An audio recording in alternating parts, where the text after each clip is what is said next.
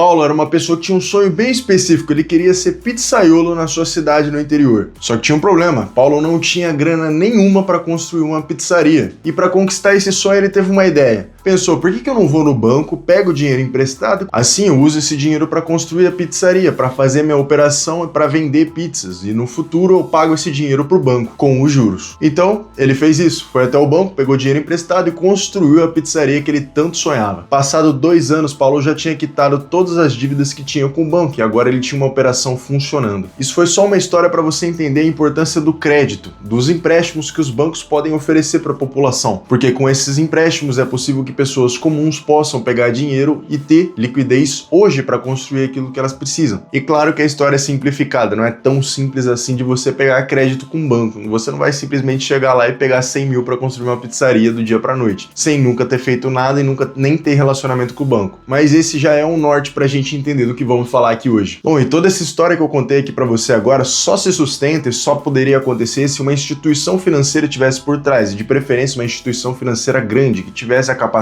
de emprestar muito dinheiro. Mas como que exatamente os bancos fazem dinheiro? Só para você ter uma noção, hoje aqui no Brasil existem mais de 100 bancos registrados na FEBRABAN, que é a Federação Brasileira dos Bancos. Os maiores desses bancos são o Itaú, Bradesco, Santander, Banco do Brasil e a Caixa Econômica. E esses 5 aqui juntos representam 80% dos empréstimos dados à população. Mas na verdade nem todos os bancos estão listados na FEBRABAN. Existem alguns que são bancos digitais, por exemplo, como o Nubank, que não está classificado lá. Então com isso dá para perceber que existe uma quantidade grande de bancos. Só que independente de quantos bancos tem ou do tamanho dos bancos, todos eles funcionam da mesma maneira para ganhar dinheiro. E eles fazem isso por meio do spread bancário. O spread bancário é a diferença dos juros que é emprestado para você pelo banco dos juros que é dado pelo banco para as pessoas que emprestaram dinheiro para ele. Pera aí que eu vou explicar. Imagine que você tem 100 mil reais e você quer colocar esse dinheiro em um CDB, por exemplo. Você escolhe um CDB do Itaú e esse CDB te rende cerca de 1% ao mês. Isso significa, já que você tem 100 mil reais no banco, todo mês vai entrar 1.000 reais na sua conta. Então, na verdade, o que acontece é que o banco está te pagando para você deixar o dinheiro ali com ele. Só que o seu dinheiro não fica parado no banco. O banco pega esses mesmos 100 mil reais que você emprestou para ele e empresta para outras pessoas. E o pulo do gato tá que essas outras pessoas vão pagar juros mais altos do que 1% ao mês. Eles podem chegar a pagar até 3% ao mês, por exemplo. Ou seja, o banco empresta esse dinheiro para essas pessoas que vão pagar um juros de 3% ao mês, e desses 3 mil reais que ele fez com o seu dinheiro, ele te manda de volta 1.000 reais. E isso que é o spread bancário, a diferença dos juros que é emprestado para os juros que é recebido. E todos os bancos brasileiros se baseiam na taxa Selic, que é a taxa de juros básica da economia brasileira, que é definida pelo Banco Central. Ou seja, como hoje, por exemplo, a taxa Selic é de 15% ao ano, os bancos precisam te oferecer mais do que isso para você emprestar dinheiro para eles. Atraindo dinheiro, esses bancos conseguem pegar esse dinheiro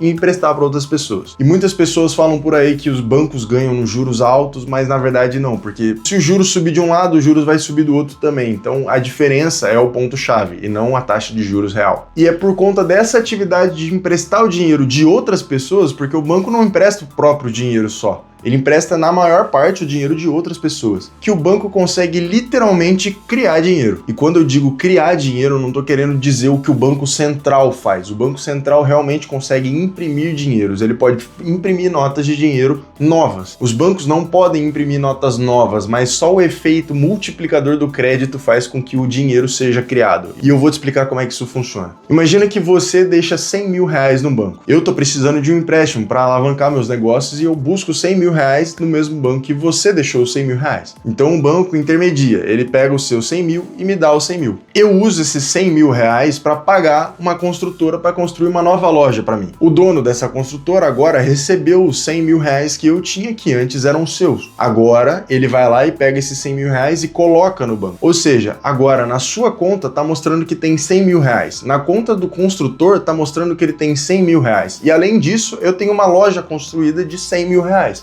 Então você percebe que só os seus 100 mil reais fizeram os meus 100 mil reais da loja e os 100 mil reais do construtor. E é assim que funciona o efeito multiplicador dos bancos. Mas calma que existe uma regra nisso tudo, não é putaria também não. E a regra que existe é chamada de depósitos compulsórios. Os depósitos compulsórios podem ser entendidos como uma reserva obrigatória. Se você emprestou 100 mil reais para o banco, ele não pode me emprestar 100 mil reais, ele pode me emprestar, digamos, 80 mil reais. Aí quando eu pagar os 80 mil reais para o construtor e o construtor colocar os 80 mil reais dele no banco, o banco não pode emprestar os 80 mil reais do construtor, ele vai ter que emprestar agora 20% a menos, do mesmo jeito que ele fez com você, ou seja, no caso do construtor, ele vai ter que emprestar 64 mil reais e manter 16 mil reais com ele. Daí você percebe que cada vez mais, com o mesmo dinheiro, o banco consegue fazer menos empréstimos. Isso acontece por vários motivos, um deles, por exemplo, é evitar uma hiperinflação. Imagina o seguinte, você emprestou 100 mil reais para o banco para mim, eu paguei um construtor, o construtor colocou 100 mil reais, depois um empresta para o outro empresta para o outro, e vai todo mundo emprestando, todo mundo tendo acesso ao dinheiro. Isso gera um excesso de moedas na economia, e quando tem muita moeda na economia e a mesma produtividade foi mantida, isso gera inflação, que é o aumento generalizado dos preços. Então os depósitos compulsórios servem para evitar a inflação. E aqui no Brasil, para você ter uma noção, para poupança, por exemplo, o depósito compulsório dos bancos é de 20% mesmo. Mas tem outro fator que os depósitos compulsórios ajudam a controlar, que é a liquidez que os bancos têm. Liquidez nada mais é do que o dinheiro que você tem na mão agora para você conseguir pagar o que você precisa. Quando os bancos são obrigados a manter uma certa quantidade de dinheiro com eles